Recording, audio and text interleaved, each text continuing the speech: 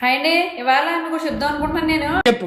అదేంటంటే ఈ మధ్య నాకు పోయిలోపు ఏదైనా గట్టిగా సాధించాలనిపిస్తుందండి. అందుకే సాధించేద్దాం డిసైడ్ అయ్యాను. మళ్ళీ కాసేపు అనిపిస్తుంది, ఎలాగో పోతాం కదా, పోయిలోపు మళ్ళీ సాధించడాలో ఇవన్నీ ఎందుకులే అని చెప్పి రిలాక్స్ అయిపోదాం అనిపిస్తుంది. ఎందుకు అలా రిలాక్స్ అవుదాము, సాధించి ఏం చేస్తాం, ఎలాగో పోతాం కదా.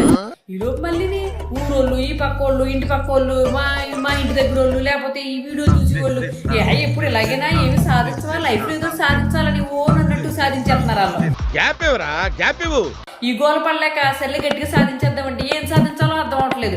ఇంకా నేను గట్టిగా డిసైడ్ అయిపోయానండి, ఇవాళ కానీ రేపు కానీ లేకపోతే ఈ నెలాఖరులోపు కాదు, ఈ సంవత్సరం లోపు ఏదైనా గట్టిగా సాధించేస్తానండి. జోక్ అదిరిపోయింది గురుగారు.